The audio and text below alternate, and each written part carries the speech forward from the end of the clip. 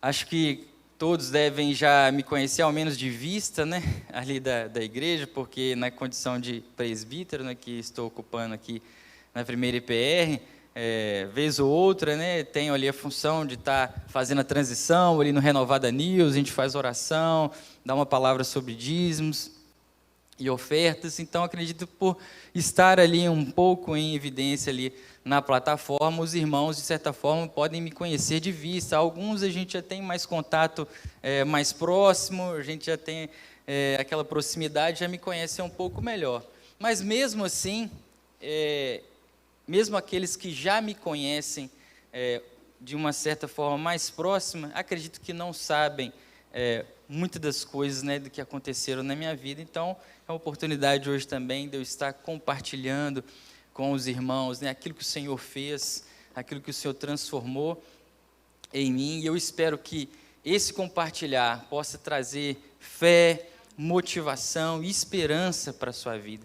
Porque se o Senhor fez na minha vida, Ele é fiel e justo, Ele é poderoso para fazer na sua também. Amém?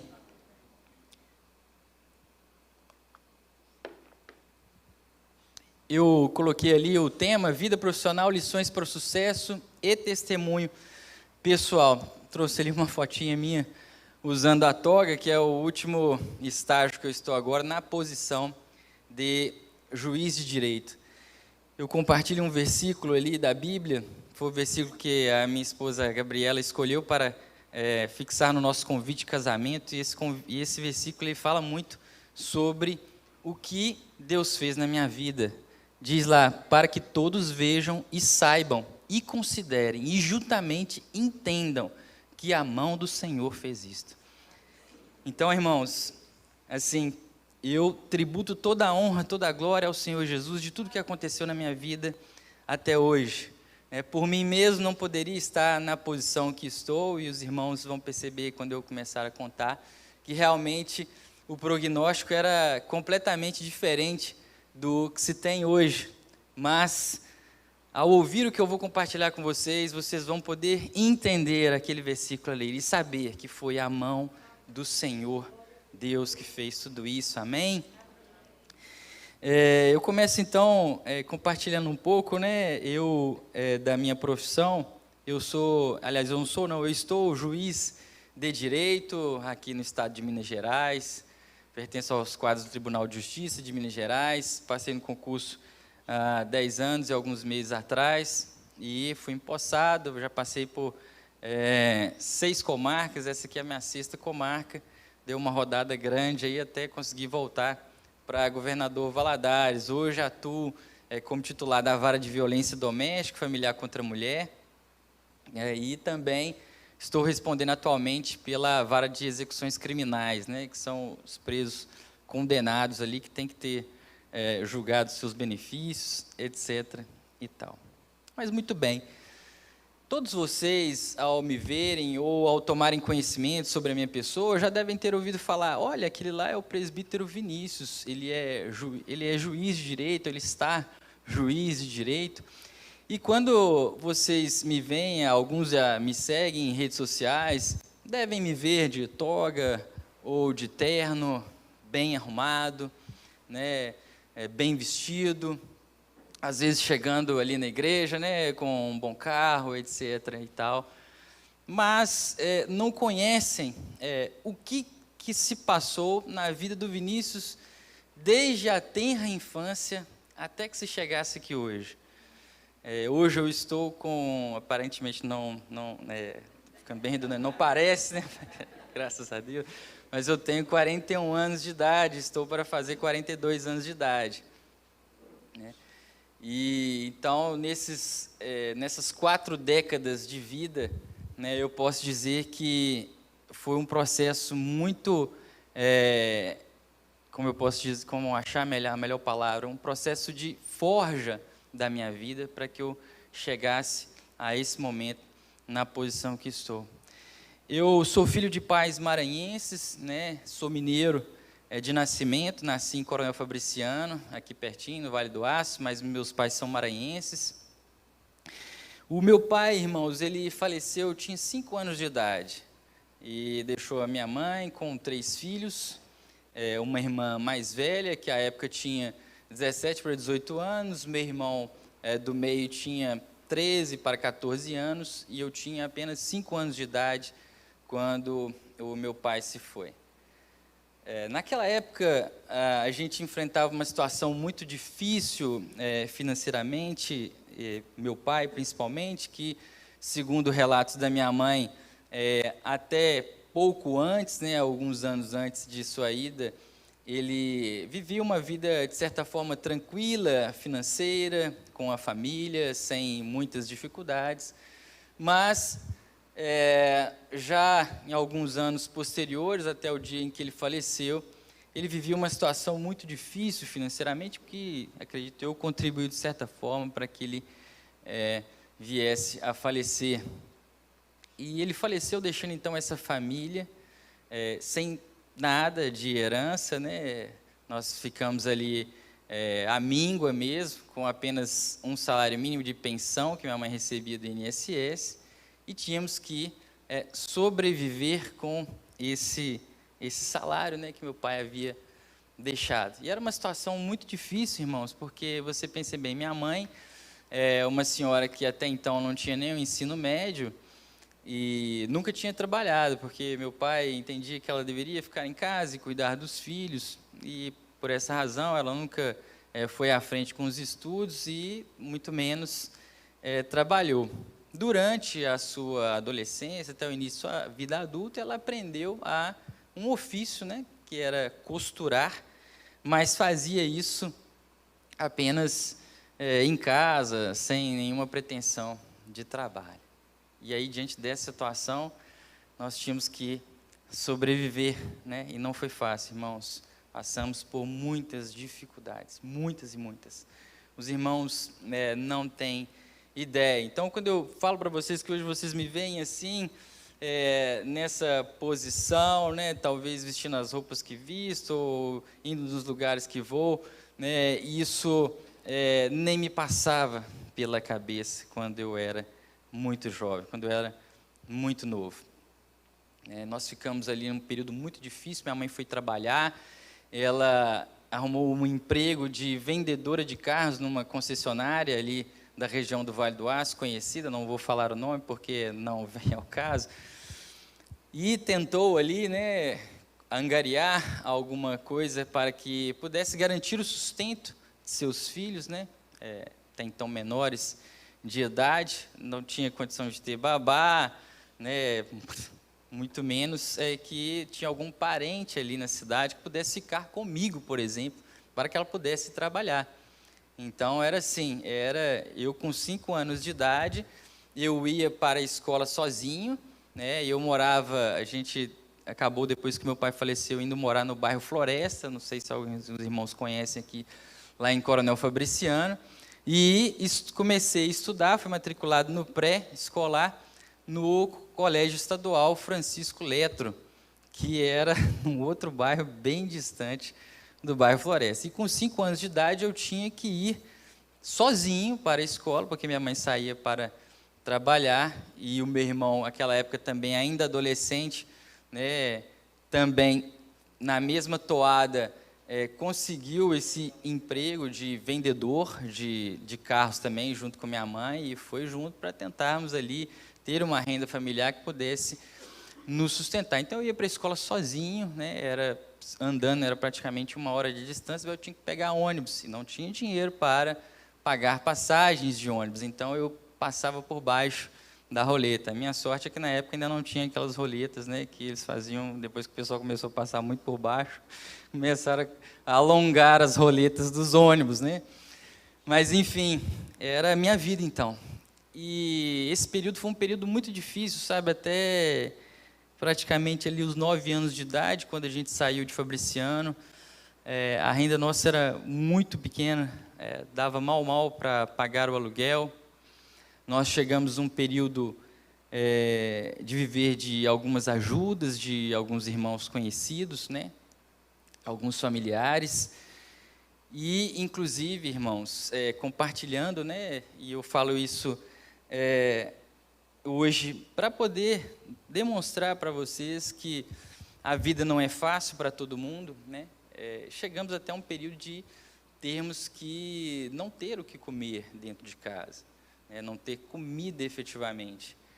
Depender de ir para a casa de conhecidos, né? Chegar ali propositadamente na hora do almoço, para sermos convidados para almoçar, ir para a escola, para fazer a refeição do dia com a merenda escolar.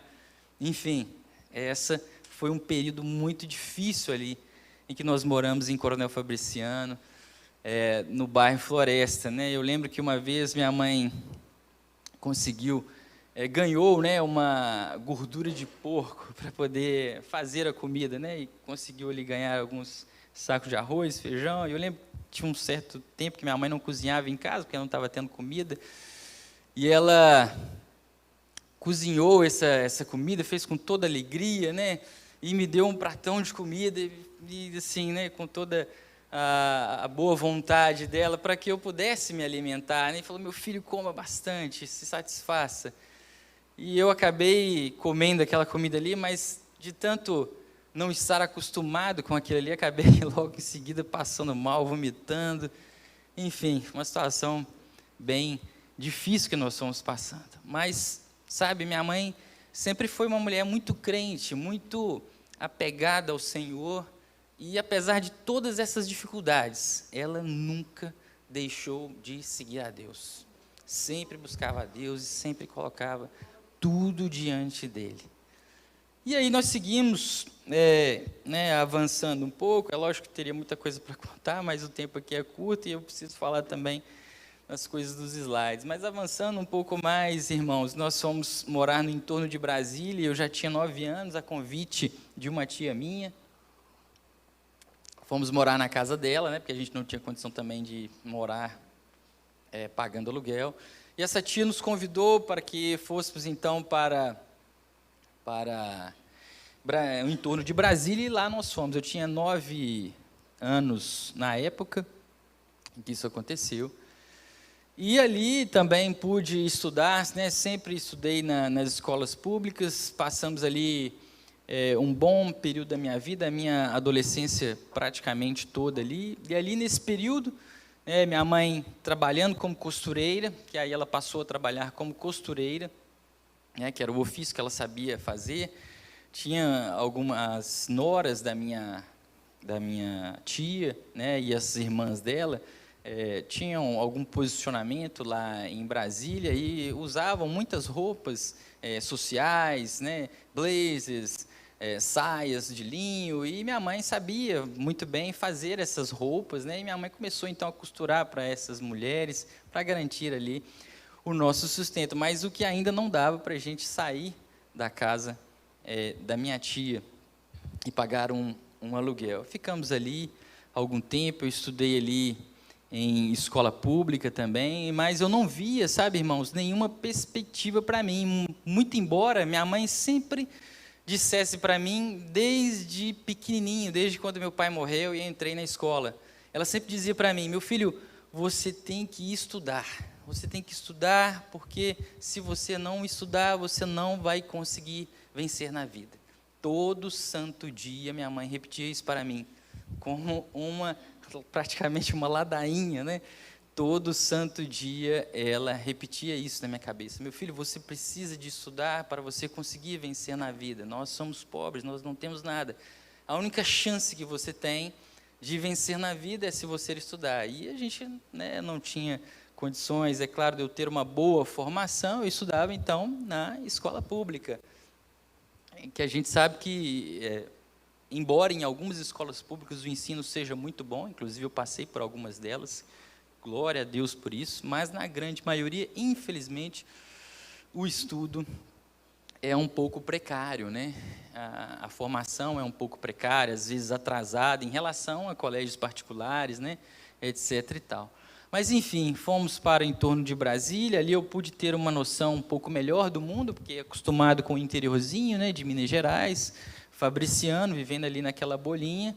Saí, fui para o entorno de Brasília, pude conhecer a capital federal, saber o que acontecia, no mundo, né, a respeito de profissões, etc. e tal, mas não tinha uma perspectiva de que, por exemplo, poderia fazer uma faculdade, ou que faculdade queria fazer, ou se iria, como iria, né, me sustentar no futuro após terminar o ensino médio, porque minha mãe, apesar de todas essas dificuldades, né, ela sempre primou para que eu pudesse estudar exclusivamente, ainda que na escola pública somente, e não deixou que eu pudesse ir logo no início da adolescência procurar um trabalho, né, para ajudar na renda familiar, o que ficou inclusive a cargo do meu irmão, né, que então teve que ir à luta para nos ajudar nessa questão, e também foi muito usado por Deus nesse sentido. Mas, enfim, ali eu não tinha muita perspectiva, sabe, irmãos, de terminar o ensino médio, o que eu vou fazer da vida? O que se avizinhava para mim era conseguir um emprego e ficar nesse emprego até o dia que eu me aposentasse. Era essa a perspectiva que eu tinha. Eu comecei a fazer um curso técnico de eletrônica, apesar de não ser, de eu hoje ver que não tinha nem aptidão para aquilo, mas na época alguns amigos, né, muito inteligentes, e Deus sempre me colocou no meio de pessoas muito inteligentes, né, muito pessoas que queriam também avançar na vida, malgrado estivessem no mesmo contexto de pobreza que eu vivia. Na escola eu sempre procurei, né, isso não foi minha mãe que me ensinou, ou alguém que me falou, mas eu acho que hoje, olhando para trás, eu vejo que era Deus me empurrando para perto dessas pessoas. E eu sempre procurei, então, estar ao lado de pessoas que estudavam muito, que eram mais inteligentes, que tiravam as melhores notas na sala, e eu procurava estar sempre ali, colado com elas, para que eu pudesse também estar aprendendo junto com elas, aprendendo por elas, né, e somando aquilo para a minha vida. E alguns amigos desses falaram: olha, vamos fazer o curso de eletrônica, você tinha que fazer uma prova para uma escola pública lá na cidade distrital de Brasília, chamada Gama. Não sei se aqui alguém já ouviu falar, e tinha o CG, que era o Centro Educacional 1 do Gama, que era, no ensino médio, cursos profissionalizantes. Tinha, hoje, infelizmente, né, no Brasil não está tendo mais isso, né, mas antigamente tinha isso no ensino médio, que era chamado de segundo grau, né? Tinha secretariado, tinha contabilidade, tinha administração de empresa, magistério, que era o normal, né? E tinha eletrônica. E aí esses amigos meus, muito versados em matemática, falaram: não, vamos fazer eletrônica e tal, depois nós vamos trabalhar com eletrônica aí.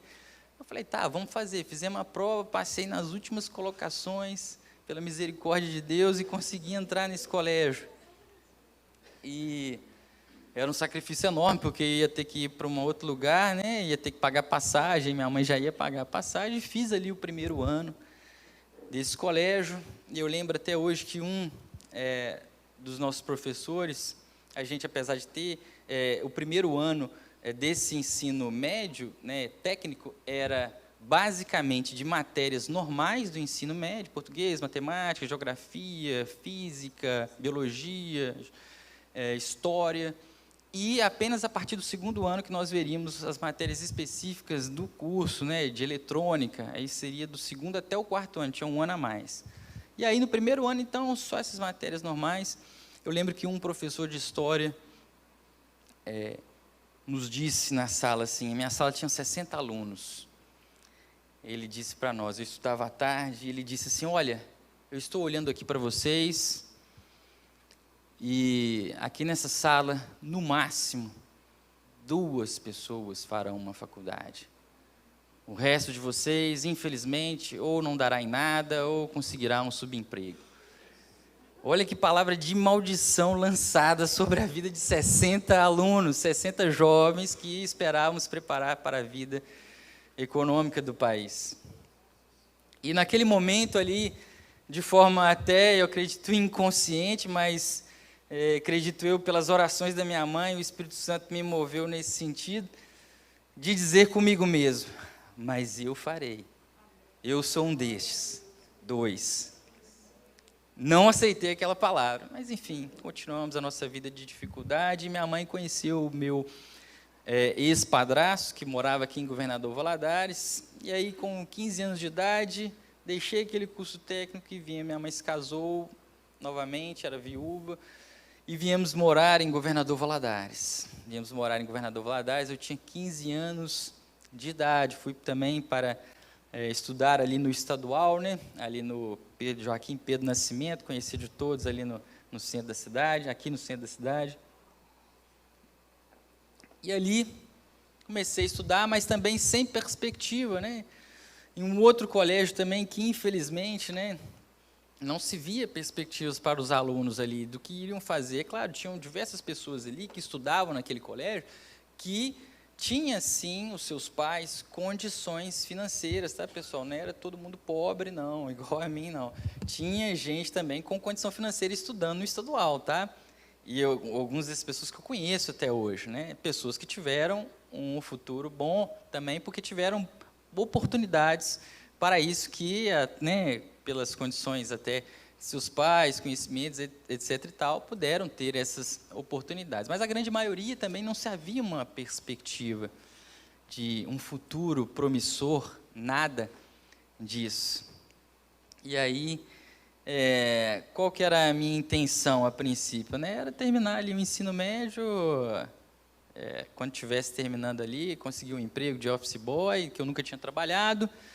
Na minha idade, me parece que os adolescentes já estavam todos trabalhando de office boy, ou já tinham alguma experiência de trabalhar de office boy, e não se conseguia emprego depois que já com 18 anos, se você nunca tinha trabalhado, não tinha experiência nenhuma, era muito difícil. Enfim, no último ano do ensino médio, nós conseguimos, o meu padrasto, através de um conhecimento, conseguiu para mim, apesar de eu não ter nenhuma parentela militar, uma vaga,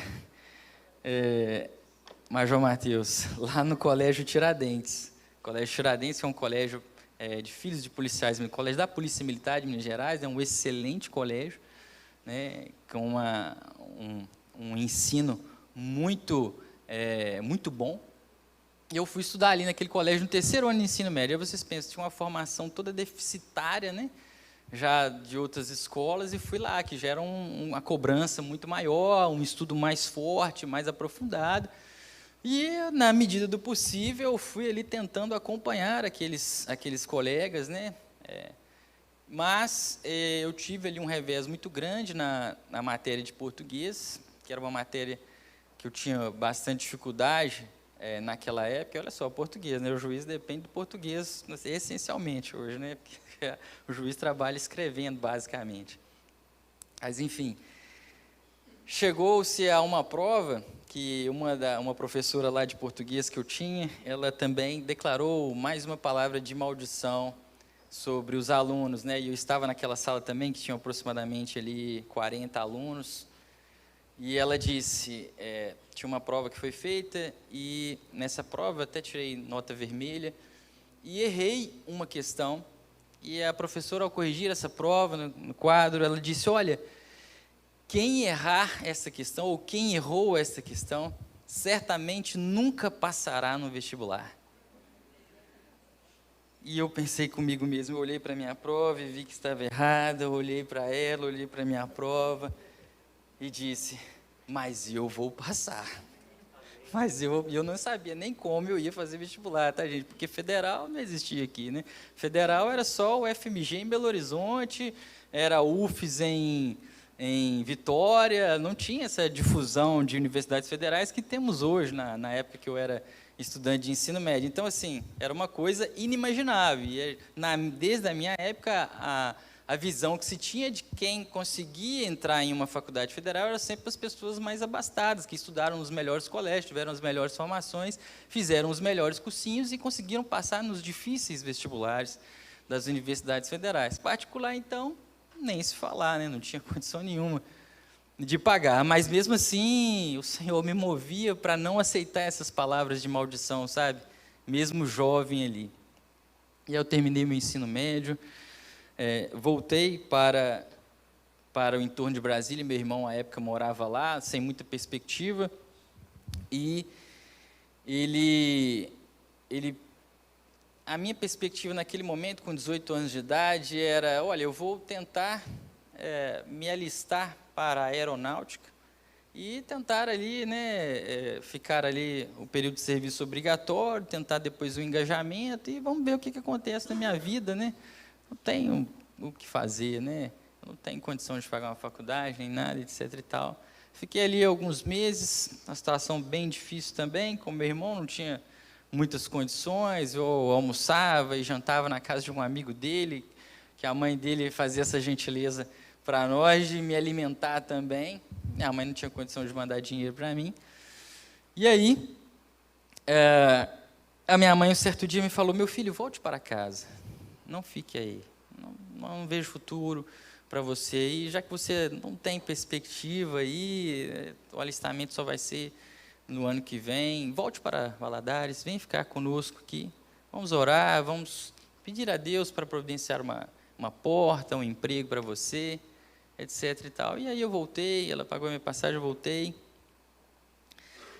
E quando eu voltei para Valadares, eu não tinha, né, a gente começou a frequentar uma igreja, eu comecei ali a ir nessa igreja, eu não tinha absolutamente perspectiva de nada, comecei a tentar alguns empregos, distribuir currículos, né, e o currículo não tinha nada, tinha mal um curso de informática, aquele basicão, né, que sabe operar o Word e ligar ali o computador, e tentei conseguir algum emprego de office boy em qualquer lugar que fosse, né, para ganhar ali pelo menos um salário mínimo, para ter uma rendinha para mim, e até para ajudar em casa. E aí eu lembro que eu ia nas entrevistas de RH com psicólogos e eles perguntavam, eu lembro que uma psicóloga me perguntou uma vez assim, e aí, o que você gosta de fazer? Eu falei assim, eu vou para a igreja com os meus amigos no final de semana, depois a gente sai para comer um hambúrguer, né? E volto para casa, gosto de jogar futebol, só isso. Ela você já trabalhou em algum outro lugar, já teve alguma outra experiência? Eu falei, não, nunca trabalhei não. E aí, falei, então tá bom, depois a gente vai analisar e vai entrar em contato. E eu nunca entrava em contato. Ou seja, eu com 18 anos, a maioria dos jovens de 16 já tinham conseguido, de alguma forma ou de outra, uma programação, uma chance, né, de office boy. Então, com a experiência, eles preferiam aqueles que já tinham experiência. Isso é até natural, eu compreendo. Então, eu não conseguia e fui vivendo esse ano dos meus 18 anos, sabe, na completa escassez, né? Eu lembro que eu ia para a igreja e os jovens, os amigos jovens, né, eram poucos, né, era uma igreja pequena. Na época, os irmãos mais antigos devem lembrar dessa igreja, já esteve aqui em Valadares, Comunidade Vida Nova, o pastor Daniel Branco. E eu lembro que os jovens que se tornaram ali depois meus amigos, eles começaram a me chamar, não, vamos sair com a gente depois do culto, que era o costume deles, né, ir para a lanchonete, comer um hambúrguer. Naquela época o hambúrguer era R$2, irmãos. E eu não tinha esses R$2 para comer um hambúrguer. E aí eles me chamavam, eu falava, pô, mas eu não tenho dinheiro para ir, como é que eu vou? Eu queria ir, né, para estar junto, mas não tinha dinheiro. Como é que eu ia fazer? Não ia ficar lá só olhando? E eles falavam, não, nós vamos pagar para você, pode ir. A gente paga para você. Eu falei, tá bom. E nessa aí, né, de sempre aos domingos, estar saindo com os amigos, os jovens ali da igreja para comer o hambúrguer depois do culto, eu ganhei o apelido de Pela Fé, né, porque eu ia para a lanchonete pela fé, né, de que alguém iria pagar o meu hambúrguer. E aí, então, foi passando essa parte, quando no final do ano, foi se aproximando, aliás, o segundo semestre, e meu padrasto conseguiu um cargo, na época, comissionado no Estado, e que lhe deu uma renda um pouco maior, ele era funcionário da Prefeitura de Valadares. E aí, conversando comigo, ele falou assim, olha, se você quiser fazer uma faculdade, eu tenho condições de pagar para você a mensalidade. E aí eu tinha que escolher uma faculdade que fosse uma faculdade não cara, né? Porque também as faculdades eram valores elevados, né? Você tinha odontologia, que era muito caro, que era o curso, assim, em Valadares na época, era só os milionários que faziam, né? Que era o mais caro que tinha na época da Univale. Farmácia era muito caro. Enfim, aí eu olhando aquilo, olhando para um lado, olhando para o outro, eu vi, tá, então vamos fazer direito, né? Porque direito, o pessoal começou a falar, rapaz, por que você não faz direito? E tal, porque direito é sempre assim, o pessoal fala, direito te abre um leque de oportunidades, você pode fazer concurso, advogar, não sei o quê, etc e tal, e eu nem sabia direito o que era direito. Mas era o curso mais barato que tinha em faculdade particular em Valadares, era o curso mais barato, perdi até para administração, lá na FGV, o curso de administração era um pouco mais caro. E aí, eu pensei, bom, então é esse, né? É o mais barato que tem, é o que meu padrasto tem condição de pagar. E aí ele mexia com rádio comunitária na época, então ele conseguiu uma permuta para mim, para que eu pudesse fazer um cursinho pré-vestibular, na época ali no Cipcom. Então eu fiz ali o cursinho para fazer o pré-vestibular da Fadivale, da Univale, chamado pré-Univale, quem é mais antigo aqui, da minha idade, deve lembrar desse curso, o doutor Marco muito provavelmente deve lembrar desse cursinho, Cipcom. E aí fiz esse cursinho e passei nas últimas colocações no vestibular. Naquela época tinha concorrência, tá, pessoal? Era pequena, mas tinha. Hoje não tem mais, né? Mas naquela época tinha. Então eu passei nas últimas colocações, tanto na Univale quanto na Fadivale. Na Fadivale eram 250 vagas, eu passei lá em 200, lá vai pedrada. E na Univale eram 60 vagas, eu passei em 56. Mas passei, né? Pela fé. E aí, saiu o primeiro resultado da Fadivale. A Fadivale era R$10 mais barata a mensalidade do que na Univale. E não exigia fiador, porque meu padrasto não tinha fiador. Como é que ia fazer para fazer matrícula na Univale? E aí eu falei assim, nossa, é agora. Vamos lá. Aí fizemos a matrícula, comecei a estudar na Fadivale. Logo em seguida que eu entrei na faculdade, o Senhor abriu uma porta. O meu padrasto, através dos contatos políticos, conseguiu para que eu fosse até o PROCON da época fazer uma espécie de prova, uma espécie de seleção. E eu estava no início da faculdade, tinha apenas 2 meses que tinha iniciado a faculdade, para conseguir um estágio ali remunerado, que na época era a bolsa de um salário mínimo, R$151 na época.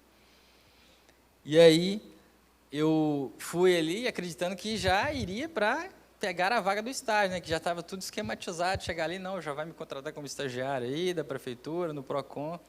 Só que chegando lá, eram 3 vagas e tinham 4 pessoas indicadas.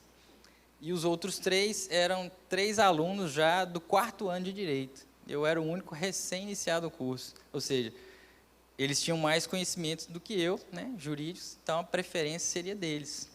Mas aí o chefe na época lá do órgão, ele falou, não, vou fazer uma provinha com vocês, né, para ser justo e tal, mas já sabendo, né, que eu não iria conseguir nada, porque acabou de iniciar o curso de Direito, né, vai passar na frente dos meninos que estão no 4º, então não vai, né. E aí, ele nos deu um Código de Defesa do Consumidor, marcou alguns artigos, acho que uns 15 ou 20 artigos, falou, leiam esses artigos que voltem amanhã e vocês irão fazer uma prova com 5 questões abertas, sem consulta. Falei, tá bom. Fui para casa e fiquei ali, decorando aqueles artigos e tal, e voltei, né, precisava muito daquele estágio. Eu não tinha dinheiro, gente, eu não tinha dinheiro para comer o hambúrguer, eu não tinha dinheiro para comprar uma roupa para mim. Né, a minha mãe, ela sempre, né, com toda dificuldade, ela me dava dinheiro uma vez por ano, que era geralmente no final do ano, para eu poder comprar uma roupa nova, ou um sapato, ou um tênis, eu escolhia. E aí, eu lembro que eu fiz essa provinha com os outros estagiários, estou me alongando, tá, pessoal, mas vou daqui a pouco já retrair um pouco mais para a gente entrar nos slides e encerrar com vocês. Não quero prendê-los muito aí, eu sei que é domingo, todo mundo quer almoçar não muito tarde, tá bom? Então podem ficar tranquilos que eu não vou me alongar muito. E aí eu fiz essa prova, passei, os outros também passaram. E aí, como dito, a preferência era dos mais antigos, né, na faculdade. Eles foram selecionados. Eu não fui, fiquei de fora. Fiquei sabendo da notícia. Falei, tudo bem, né, vou tentar outra coisa então. E aí, um desses selecionados desistiu do estágio, porque na época era uma moça, ela estava com um emprego na época na Maxitel, né, que depois veio a ser a TIM, e ela estava ganhando um pouco mais do que o valor da bolsa. Então, para ela não seria interessante, do ponto de vista financeiro, sair do emprego que ela estava para ir fazer o estágio. E aí, como ela desistiu, me ligaram lá do programa e falaram, você tem interesse? Eu falei, agora, estou indo para aí agora, meu filho.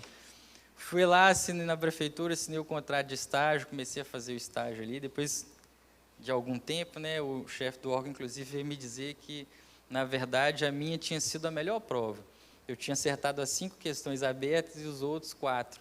Mas como eu era mais novo, e ele deu preferência para os 4 que estavam para os outros que estavam no 4º ano da faculdade. Mas, enfim, foi ali um tempo de aprendizado, de forja. E nisso comecei, né, ali também, nesse tempo, era um tempo que eu estava na igreja ali, muito vinculado à igreja, um tempo que o Senhor falava muito comigo.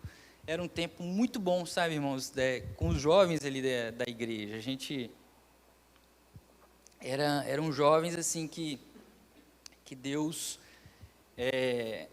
estava fazendo algo especial na vida deles. A gente se reunia, sabe, ia para casa um do outro para ficar orando, para poder a gente colocava a música do David Keelan, né? Na época era o mais novo de adoração que tinha, né? Hoje tem vários aí.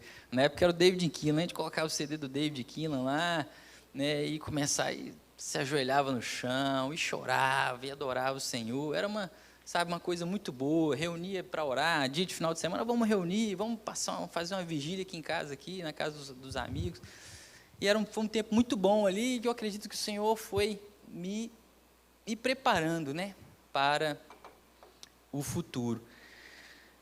E aí chegou um tempo no meio da faculdade que o meu padrasto, ele mudou o governo e ele foi exonerado desse cargo em comissão e agora não tinha mais condições de pagar a minha faculdade. E eu ia ter que trancar a faculdade. Eu havia passado no concurso da prefeitura para um cargo de nível médio, que à época pagava, se eu não me engano, R$390 os vencimentos. Só que a mensalidade da faculdade já era R$430. E com esses R$390 eu já ajudava em casa pagando o condomínio lá de casa. Então, assim, era a renda incompatível, né? Eu ia ter que trancar a faculdade. Quando surgiu um programa na faculdade chamado Programa de Monitoria, em que eles iriam dar bolsas integrais para os alunos, você ia ter que fazer uma prova difícil, com todas as matérias, ia ter que prestar um serviço de monitoria na faculdade por 4 horas diárias, manter uma média de notas acima de 80% no mínimo em todas as matérias, para não perder a bolsa. E aí, o Senhor mais uma vez operou, né? Foi a mão de Deus. Falei, mãe, vou fazer essa prova aí, se eu passar, vou continuar, senão, infelizmente, vou ter que trancar a faculdade. E não sabia nem como ou quando iria voltar. E eu fiz essa prova juntamente com vários outros alunos, né, que se candidataram. Era uma benesse muito grande, né? Você tem uma bolsa integral, não precisa pagar a faculdade, né? E aí apenas, acho que 3 alunos foram aprovados e mais ou menos 11 ficaram por uma questão. E eu estava entre esses 11. E aí a faculdade, precisando de implementar esse programa, queria muito implementar esse programa e vendo que não tinha alcançado um número satisfatório de monitores, a coordenação do curso, então, resolveu acolher todos aqueles que tinham ficado por uma questão. E aí eu vejo a mão de Deus, né? Porque se não fosse isso, eu não teria. E eu acredito, hoje, pensando por mim mesmo, né, e olhando para trás, eu vejo, talvez esses 11 tenham sido acolhidos porque eu estava no meio deles. Porque o Senhor tinha uma promessa sobre a minha vida. E aí, fui de fazer mais um ano de faculdade. Era bolsa por um ano. fui ali, ralei, né, e trabalhando na prefeitura ao mesmo tempo. No ano seguinte, tinha que fazer novamente a prova para poder ser aprovado e garantir a bolsa para mais um ano. Fomos lá, tiramos férias na prefeitura apenas para estudar, fizemos a prova e passamos. E aí, faltava um semestre para terminar a faculdade e a bolsa iria acabar. E a faculdade disse que não ia mais fazer, não ia mais permitir, né, que os alunos do 9º período, que fossem ingressar no 9º período, fizessem a prova, porque eles só iriam prestar 6 meses de monitoria. E o que me iria impossibilitar, inclusive, de continuar na faculdade, já faltando um semestre para acabar. Aí, eu falei com a minha mãe, não, vamos orar, Deus vai abrir alguma porta, Deus vai dar uma solução. E aí, reuni com alguns outros colegas, que já eram monitores também, falei, vamos conversar com o coordenador do curso. E fomos lá, na cara e na coragem, conversar com o coordenador do curso, de forma muito humilde, e explicamos para ele, né, que seria um desperdício para a faculdade, que a gente não ficasse na monitoria, que nos permitisse fazer aquela prova, que nós iríamos passar. E quem iria passar seríamos nós mesmos, e não outros. Fomos até bem ousados, né, na nossa fala com ele. E ele olhou para nós e sabia que éramos bons alunos, então ele falou assim, eu vou conversar então com o diretor da faculdade. Conversou e permitiu que nós fizéssemos a prova, e mais uma vez, para a glória do Senhor, eu fiz, passei e consegui concluir a faculdade. E, irmãos, quando eu entrei na faculdade, eu lembro que em uma semana de aula, já tínhamos uma semana de aula, e uma professora fez uma dinâmica, né, a professora de português jurídico, ela fez uma dinâmica com os alunos, colocou assim, de 2 em 2, e falou com você assim, você vai contar um pouco para a pessoa aí da sua vida e falar o que você quer com a faculdade de Direito. Aí depois a gente vai falar, essa pessoa vai falar como se fosse você. E aí eu lembro que eu sentei com uma colega e aí comecei a contar para ela começou a me contar a vida dela, eu estou fazendo Direito, mas não sei muito bem o que eu vou fazer, se eu vou advogar, se eu vou prestar concurso, etc. E aí ela, né, falou para mim, e você? Eu falei, olha, eu vim aqui, eu era assim um pouco atrevido, sabe, irmãos? E eu falei assim, olha, eu vim aqui para estudar, já com aquele conceito desde criança que minha mãe martelava na minha cabeça, né? Lembram daquele versículo bíblico, né, que fala lá em Provérbios, ensina a criança no caminho que ela deve andar e quando ela for grande jamais se desviará dele?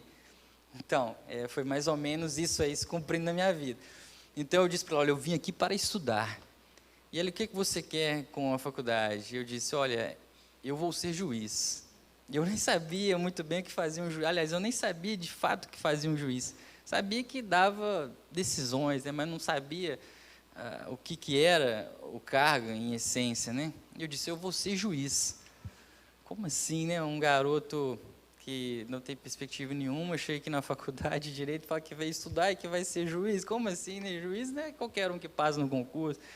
E naquela época, e ainda hoje assim, se tem muito essa questão de, né, você estudou numa faculdade particular, de interior, que não tem muita tradição, você dificilmente vai conseguir passar nesse concurso, que é um concurso de nível difícil e tal, mas eu cravei estas palavras, né, e acredito que no mundo espiritual elas foram ali acolhidas pelo Senhor. Acho que na minha concepção foi o Senhor que colocou esse desejo no meu coração. Porque já sabia do meu futuro. E aí terminei a faculdade, fui advogar, né, advoguei por um tempo, advogando, ralando bastante, mas ganhando muito pouco dinheiro, aliás, quase dinheiro nenhum, mas advogando bastante, e isso foi um tempo de forja para mim, né, um tempo de ser formado, do meu caráter ser tratado naquele momento, de ser preparado, né, profissionalmente para no futuro estar na posição que estou hoje. Eu lembro que eu comecei, doutor Marco, talvez deva ter ouvido falar nisso, né, doutor Marco é promotor de justiça aqui na cidade, na época também é um dos nossos exemplos, era referencial para nós na época que éramos estudantes ou advogados recém-formados, né? Também aprovado no o concurso que a gente reputava mais difícil do país, que é do promotor de justiça de Minas Gerais.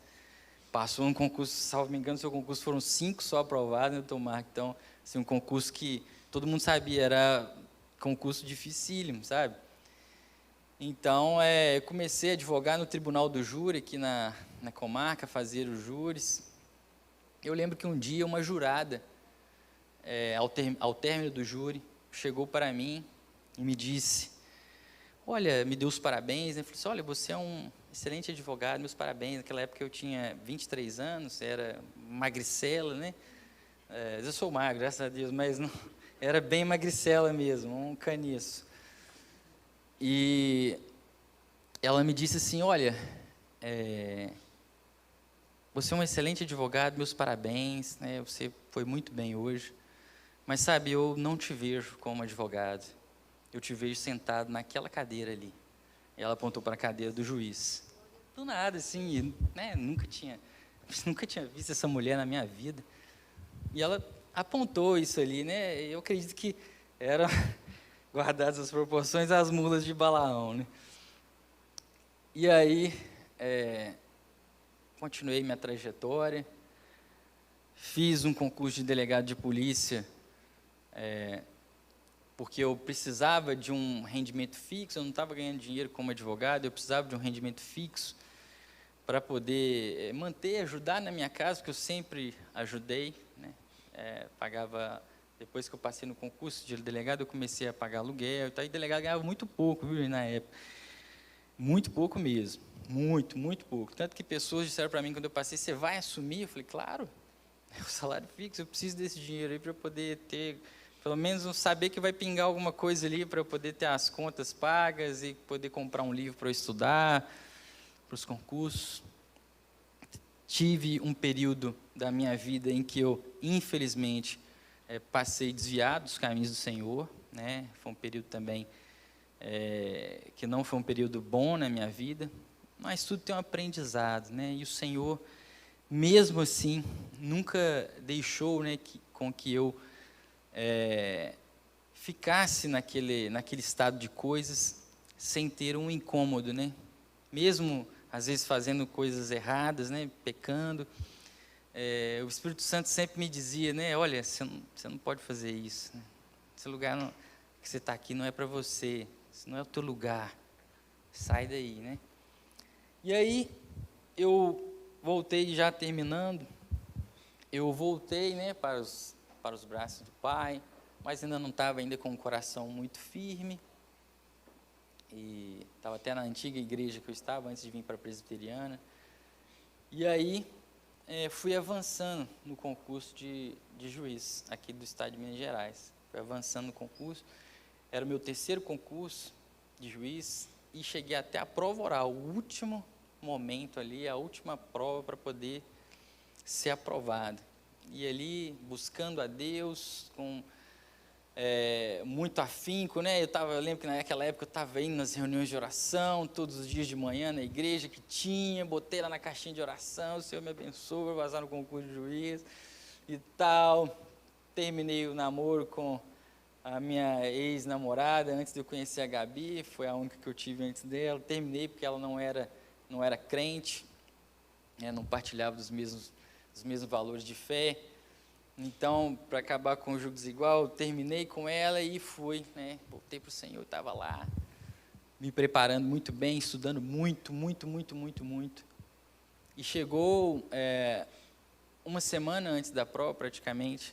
Eu lembro até hoje que o cantor e pastor Ronaldo Bezerra foi na igreja e, além de cantar, ele fez a ministração naquele domingo. E era o domingo que antecedia a minha prova oral, que seria na quarta-feira. E ele fez uma pregação lá no livro de Samuel, aquela pregação sobre o filho que Davi teve com a Betseba, que foi perdido, né, que morreu. E ele contando, né, que Davi, quando soube da notícia que a criança estava doente, que ele foi lá e se ajoelhou, pano de saco, cinza, etc. E começou ali a orar. Chegou um determinado tempo, né, que o pessoal foi lá avisar ele, pode parar aí que a criança já morreu, já foi. E que aí ele levantou, tirou a roupa de saco, tirou assim, se limpou e adorou a Deus. E aquilo começou a vir no meu coração, né? E a mensagem, o ponto-chave da mensagem era que haveria muitas coisas, que Deus é o Deus do impossível, que Deus tem o poder para fazer, né? Que Deus poderia ter curado aquela criança, muito obviamente, né? Mas quando Deus não quer fazer, ainda que seja impossível ao homem fazer, Ele não vai fazer. E não adianta você orar, você buscar, você fazer tudo que você quiser para Deus, que se Ele não quiser fazer, Ele não vai fazer, mesmo Ele sendo poderoso para fazer. E esse era o ponto da questão.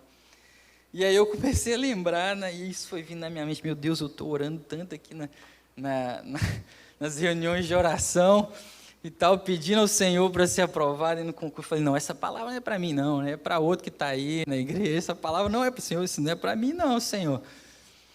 E aí, eu fui fazer a prova oral, e fui reprovado, irmãos, e tudo conspirava para que eu fosse aprovado, estava bem preparado, do ponto de vista de conhecimento, tinha boas referências, né, tanto fora como dentro do tribunal. Então, assim, estava dentro do número esperado de vagas, de pessoas que foram aprovadas. A minha classificação na época da prova oral era 80, eles aprovaram 100 juízes. Então, eu acreditava, assim, que eu ia ser aprovado, né? Cheguei até para dizer à minha mãe, a senhora terá um filho juiz aos 28 anos, em nome de Jesus. Mas aí eu fui reprovado. O Senhor falando comigo. E aí, irmãos, algum tempo depois eu conheci a minha esposa, né, a Gabriela, nós começamos a namorar, e eu continuei nessa lida de novo, de estudo, né, eu não esmureci, naquele momento, algumas pessoas falaram para mim, tá vendo, às vezes não era o que Deus queria para você, e eu falava assim, não, eu não vejo assim, eu creio que Deus tem isso para mim, mas talvez não seja o momento certo, né, eu não sei, Deus tem os propósitos dele. E continuei a estudar, trabalhando no plantão da delegacia, plantão noturno, plantão muito difícil, então comecei a ficar muito cansado, porque eu não tinha, era plantão, casa, folga era estudo, até não aguentar mais, domingo ia para a igreja, nos cultos ao domingo, e a minha vida era essa, durante ali 4 anos até ser aprovado. E eu comecei a não conseguir passar nem na primeira fase, irmãos, dos outros concursos que eu fazia de juiz, concursos com muito mais vagas do que aquele que eu havia reprovado. Eu olhava os editais e falava, nossa, essa é a minha vez. E eu ia e não conseguia passar da primeira fase. Sempre ficava por 2, 3, uma questão. E comecei a ficar muito cansado, né? Muito cansado. Eu lembro que, depois de quase 3 anos, reprovando em todos os outros concursos que eu fazia, não passando nem da primeira fase, eu fiz um concurso no estado do Rio de Janeiro e tinha convicção de que eu iria avançar para a segunda fase naquele concurso, porque acreditava que tinha ido muito bem, e fui reprovado. Saiu o resultado no final de dezembro, eu fui reprovado por 2 questões.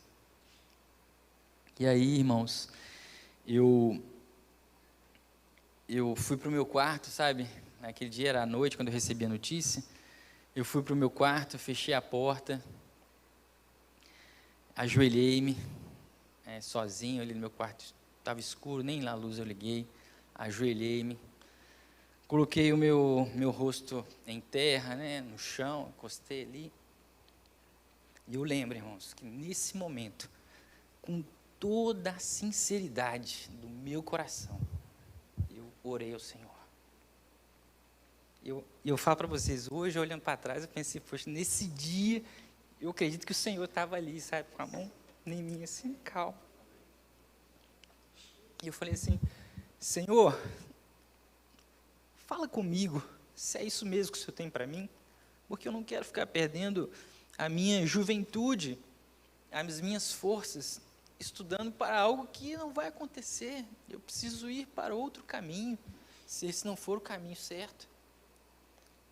Me fala, Senhor, me fala, que eu estou cansado, eu já não estou aguentando mais. Me fala se é isso que o Senhor tem para mim. E aí, irmãos, eu orei dessa forma, com muita sinceridade. Eu lembro que eu chorei muito nesse dia, chorei muito, chorei assim, ardorosamente, com o rosto em terra ali, me humilhei diante do Senhor, me humilhei. Tem até aquela música, né, que fala, né, se eu me humilhar diante do teu altar, sacrificar aquilo que me custar, o Senhor inclinará os seus ouvidos e atenderá o seu clamor. E aí, naquele momento, irmãos, eu creio que o Senhor ouviu o meu clamor, sabe? A palavra de Deus diz que você achará a Deus se você o buscar de todo o coração. E eu acredito que naquele dia, sabe, mais do que nunca eu busquei de todo o coração, com toda sinceridade. E aí, passado um mês e pouco, sai o resultado de uma prova que eu havia reprovado no estado do Espírito Santo. A pior prova que eu já tinha feito na minha vida de juiz, não consegui fazer a média para poder sequer não ser desclassificado. E foi uma prova muito difícil para todo mundo. E aí saiu o resultado dos recursos, e eu não tinha recorrido, mas os recursos aproveitavam a todos, e anularam 8 questões, e dessas 8 eu aproveitei 6. E aí eu fui para dentro da nota de corte, e passei para a segunda fase no concurso do Estado do Espírito Santo, e eu pensei, meu Deus, é o Senhor falando comigo. Esse é o concurso que eu vou passar, é o Senhor falando comigo. E aí, irmãos, é muito interessante, porque nesse caminho, né, até chegar aqui novamente à aprovação, irmãos, o Senhor ia usando as chamadas mulas de Balaão para falar, sabe? Eu lembro que eu participei de uma banca de trabalho de conclusão de curso, né, de monografia na Fadvale, convidado na época, e uma aluna fez um trabalho, se apresentou, nós ali fizemos a nota dela, fizemos a avaliação, e assim que terminou a banca, ela veio cumprimentar, aqueles cumprimentos aos professores, veio nos abraçar, tirar umas fotos, né, para guardar de lembrança, e ela falou para mim, eu não tinha, aquela aluna já me conhecia da Fadvale, porque eu já havia dado aula lá, ela não havia sido minha aluna, né, mas eu não tinha contato nenhum com ela, e não era uma senhora, mas também não era uma jovem, né? E ela chegou para mim e disse assim ao final, doutor Vinícius, muito obrigado, né, pela participação aqui na banca, eu tenho uma coisa para falar com o senhor me deu um sonho e eu te vejo como juiz de direito. Eu falei, tá bom, né, obrigado, amém, glória a Deus, está nas mãos de Deus, né? Estou aí fazendo os concursos, estou só reprovando, mas está nas mãos de Deus.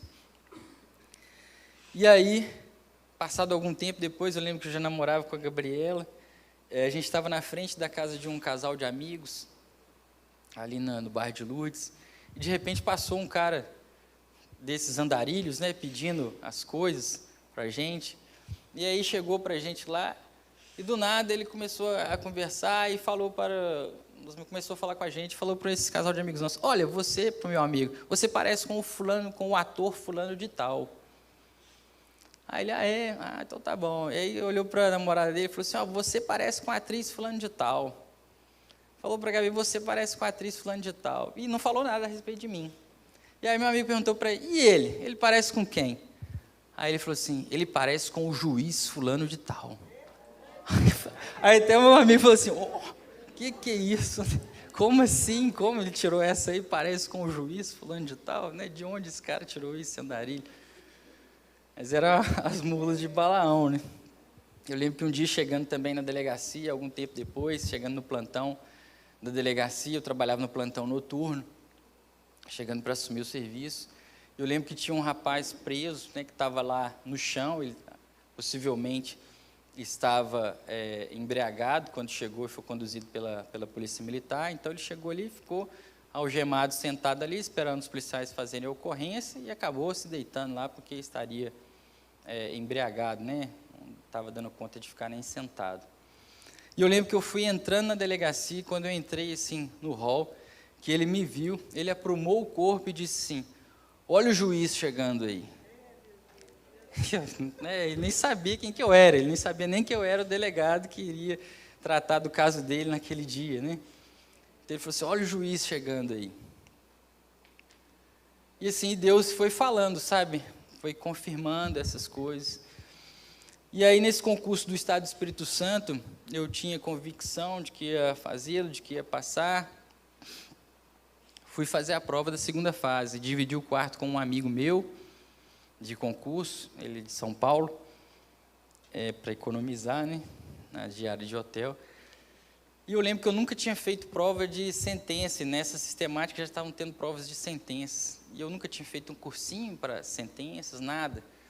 Eu fiz algumas em casa, sozinho, pegando provas que já tinham acontecido e pedi para alguns colegas meus que já tinham feito essas fases, mandei para eles por e-mail para eles corrigirem para mim. Naquela época não tinha WhatsApp, a gente se comunicava por e-mail, né? E aí eles davam, às vezes, um feedback e tal. E aí esse amigo meu falou assim: olha, Vinícius, você já fez prova de sentença? Eu falei: não. Ele falou assim: rapaz, então faz o seguinte, eu estou aqui com a cópia da prova de sentença de uma moça que passou em primeiro lugar no concurso de juiz do Estado do Paraná. A prova de sentença civil, a prova de sentença criminal. Dá uma olhada aí e fixa na sua cabeça como é que faz, para você ver. Falei: então tá bom, me dá aqui. E fui, a menina, né, muito diligente, a moça, né, a juíza hoje, fez uma prova assim, excelente, uma escrita fenomenal, e a estruturação que ela fez da sentença dela, né, eu fiquei com aquilo na minha mente, né. Fui fazer a prova, fiz uma prova aparentemente boa, né, estava com muita esperança, e nisso surgiu o concurso de Minas Gerais, o que eu vinha a ser aprovado. Fiz a primeira fase, passei na primeira fase, e estava aguardando o resultado da segunda fase, lá do Espírito Santo. Fiz até um voto na época, acabei até rir disso, né, porque eu falei: não, vou deixar minha barba crescer, e tal, para fazer com o Senhor aqui, que vou deixar essa barba crescer aqui até sair o resultado. Orando e tal. E aí, saiu o resultado lá do Espírito Santo, e eu fui reprovado na prova de sentença civil por 1 ponto. Aí eu pensei: meu Deus, mas não era esse o concurso que o senhor havia falado que eu ia passar? Aí o Senhor disse: não, ainda não. E aí eu fui fazer a segunda fase aqui de Minas, né, e aí, meio chateado com aquela situação. Eu lembro que era aniversário da Gabriela, uma semana antes, e eu fui para Juiz de Fora, na época ela estudava lá, fazia medicina lá, e eu fui para lá para a gente comemorar o aniversário dela. Eu falei assim: olha, quer saber, eu não vou ficar estressado, deixar de ir, eu vou lá, está nas mãos de Deus, se for o momento de Deus, eu vou fazer essa prova aqui em Minas e vai dar certo, se não for, paciência. E fui para lá, comemoramos, voltei, uma semana depois, vim para Valadares e fui para Belo Horizonte fazer a prova. Chegando lá, irmãos, fiz uma prova de segunda fase, a dissertativa, acreditava que tinha ido muito bem, e nas provas de sentença fazia dias seguidos, a dissertativa e as sentenças nos outros dias seguidos. Eram 3 dias de prova. E aí, no dia das provas de sentenças, irmãos, caiu na sentença civil uma sentença praticamente idêntica, né, àquela que a moça lá do Paraná tinha feito. E eu jamais ia saber fazer uma sentença daquela, irmãos, jamais, jamais, jamais. Porque era uma sentença com muitas peculiaridades, que somente quem tinha muita prática civil iria conseguir saber fazer. Até mesmo advogados que não eram especializados naquele tipo de procedimento, era uma sentença de responsabilidade civil, que tinha algo que nós chamamos no direito de denunciação da lide, que não iria nem saber fazer. E aí eu pensei: meu Deus. E aí eu, na minha mente, com aquela estrutura da sentença da moça, fui aplicando tudo diante daquele caso que estava ali para eu fazer a prova, e fui fazendo com a mesma estruturação, né? E foi aí que eu fui aprovado com excelente nota. fui para a prova oral, eram 14 vagas no meu edital, eu fui para a prova oral em 8º lugar, e a última fase do meu concurso foi o único concurso que teve aqui, aliás, teve 2, o meu foi o último concurso aqui em Minas que teve dessa forma, que o curso de formação seria também uma fase do concurso. Depois de aprovado na prova oral, nós fizemos esse curso de formação, e teria uma nota final ali. E foram 100 aprovados, sabe, no meu concurso, mas, ao final, eu caí para 15º lugar. Mas passei. E o que eu penso disso tudo, desse 15º lugar, que foi o Senhor dizendo para mim, olha, sabe, você passou nesse concurso, mas sou eu que estou te colocando nessa posição. Doutor Marco sabe, porque também é da área jurídica, talvez os que são da área jurídica também saibam, que quem passa no concurso fora do número de vagas, ele não tem direito à nomeação. Ele tem uma expectativa de que possa ser nomeado, se surgir vaga, e ele passa a ter o direito.